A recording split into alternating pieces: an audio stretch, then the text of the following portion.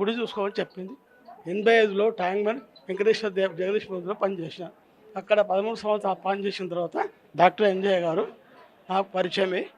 వారు అప్పటి నుంచి ఈ కాలనీ మొత్తం ఏ పూజలైనా వారు అప్పచెప్పేది. అయితే 96లో ఈ గుడి స్థాపన ఎట్లయిందంటే, ఇక్కడ సాయిబాబా గుడి కట్టాలని ఒక ఆశయం ఉండే.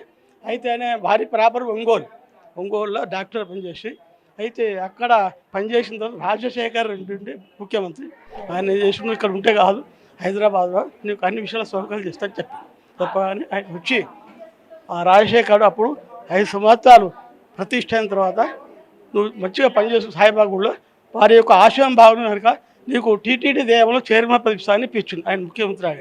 ఆయన అక్కడ వండుకుంటా అక్కడి నుంచే ఇక్కడ ఆలతైన టైంలో చూసండి అందరు భక్తులను చూశారు ఉంటున్నారు. ఆ కొన్ని రోజుల తర్వాత ఆయనకు కూడా కొన్ని రోజులు ఏమైందంటే ఆరోగ్యం బాగలేక అమెరికా పోయాడు.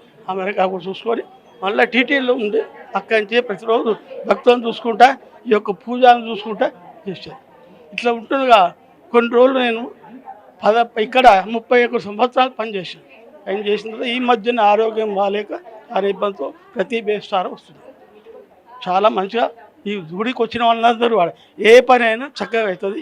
మనసు నాకు ఒకటి ఏంటంటే ఇక్కడ రాకపోతే వెంకట గుడి రాకపోతే నేను 10 ఏళ్ళు రాలేదు.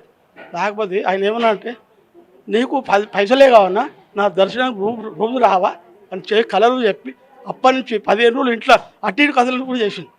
అప్పుడు మళ్ళీ ఇక్కడ వచ్చి దాన్ని పెడితే చాలా సుఖంగా ఉన్నా.